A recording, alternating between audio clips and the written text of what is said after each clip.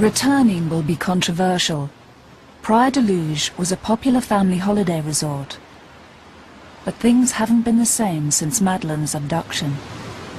You know, we're aware that, unfortunately, this has all been a headache really for people whose businesses are out there, their livelihoods. You know, it's a negative, a child's been abducted from that area. And I guess in the ideal world it would all go away, you know, and everybody could move on with their lives. But, you know, our little girl's still missing, so...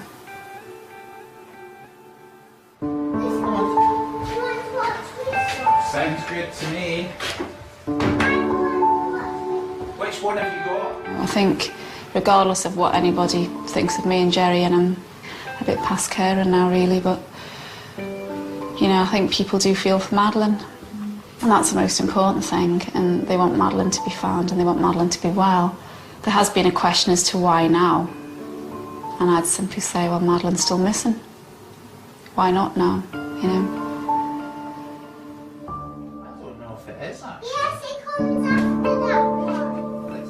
Do you feel like there's a lot riding on this weekend? I do, yeah. And I'm nervous because I realise how important this is to do, really, to get that bit of key information. I'm nervous that it could get sabotaged or it could all go very wrong. And obviously I don't want that because it's so important. Yeah, we are desperate for this to be successful and to be done, and hopefully it might be one call, it might be 10 calls, but that's all it will take.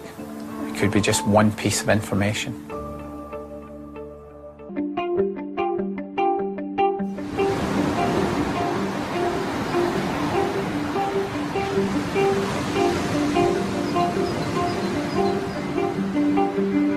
The offence was committed in Praia de Luz. That's a simple fact. So you don't start an investigation in Morocco or Spain or even Lisbon. This offence happened in Praia de Luz. It's a very self-contained resort, and that's where I think the answer is.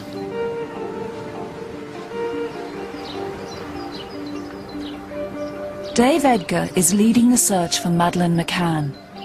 Today he's in Praia de Luz on the Portuguese Algarve to oversee filming of significant events described in witness statements. Statements which he believes strongly suggest that someone was watching the McCann family. He hopes that the reconstructions will lead to discovering who that someone is.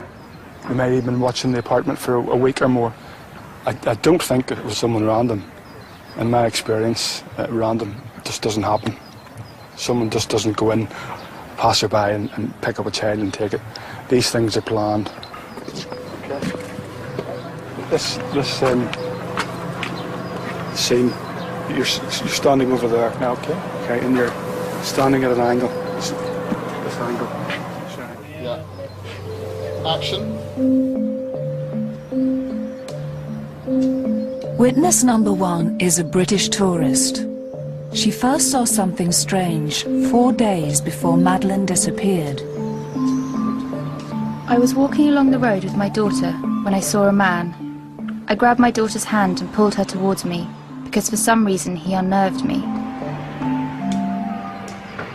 Would that be good for you?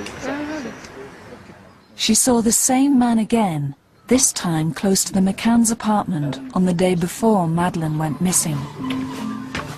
The next time I saw him, he was standing on the opposite side of the road to the apartment. He appeared to be watching it. He was about 5'10", slim build and wearing casual clothes. Jeans, I think. I would describe him as very ugly, pitted skin with a large nose.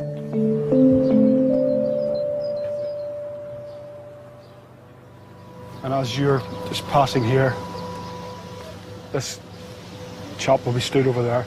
So if you just, when you come up, if you just glance over at him and... The second witness is a schoolgirl who lives near the holiday complex. 3 days before Madeleine was taken, she was with her mum outside the McCann's apartment. I was walking to the school bus stop. I go this way to school every day.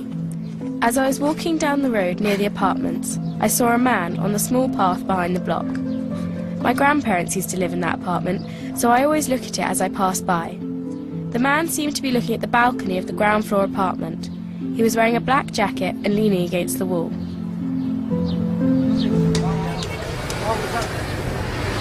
She saw him again as well, the day before Madeleine was taken. I didn't go to school that day because I had an ear infection. I was walking up the road with my 2 dogs when I saw the man. He was standing on the road opposite the Ocean Club and he was staring at the apartment.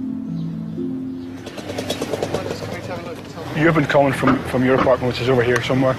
You turn the corner and walk down the footpath. Well, the two of us. Yeah, the two of you together. Okay, this is actually a sketch that was drawn by the witness at the time, and as you can see, he's just stood just where we are now and made eye contact with him, and then just walked straight on past. Witness number 3 is a man with his partner from Cheshire. He gave a statement to the police describing a man he'd seen near the apartment. I can't remember whether I saw the man on Wednesday the 2nd or Thursday the 3rd of May, but as we walked along the road I saw a man standing next to the wall by the parking area. On the opposite side of the road was a white van. I paid particular attention to him because he appeared to be focused on watching the apartment block. As I walked past him, I looked at him, and for a split second we had eye contact. But then he just carried on staring at the apartment. We're asking for people to come forward with information. For me, one of the big things is, in any sort of major crime, the perpetrators always confide in someone else. They've got to get it off their chest. And it's that person, as much as anything, that we're aiming at, that someone knows something.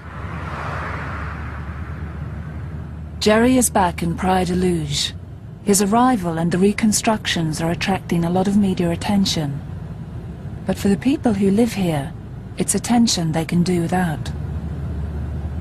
This is an area that relies strongly on tourism, and people's livelihoods are being affected, and I can totally understand when people are suffering economically and that they get resentful.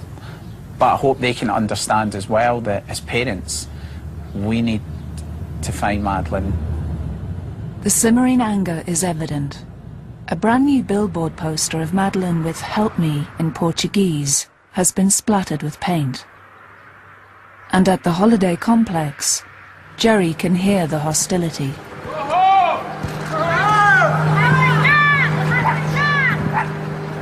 No one, even with a heart of stone, can take away that there's a little girl missing.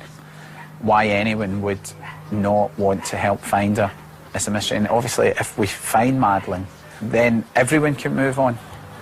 He goes back to the tapas bar, where they ate in the evenings while the children slept in the apartment. I can't remember exactly where the table was. It's kind of in this bit, so it'd be about round here. And I was kind of sitting in this bit. I think Kate was here. Well, you can see where the shutters are now, and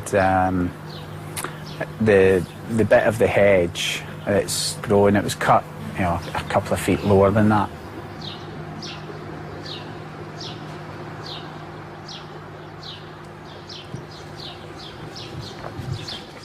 For the first time in 2 years, Jerry returns to apartment 5A of the Ocean Club.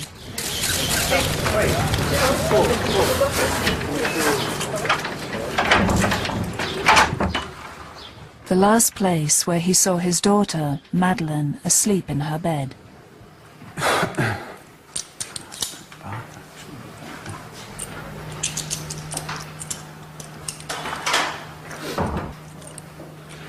And so I actually came in, and Madeleine was just at the top of the bed here where I'd left her, lying, and the covers were folded down, and she had her cuddle cat and blankie were just by her head. And it's terrible because I had one of those really proud father moments where I just thought, I just thought, you're absolutely beautiful and I love you. And I just paused for a minute. And then I just pulled the door, closed again, and just to about there. And I felt incredibly proud standing there and having, you know, 3 beautiful children. Well, that's I think the most ironic thing of the lot, that momentary pause I had at that door, that's exactly what I felt like. You know, our world was essentially shattered, and probably 3 or 4 minutes before Madeleine was taken. And we obviously absolutely, what's the word, persecuted ourselves for not being here, and there is no doubt that not being here at that moment increased the risk of it.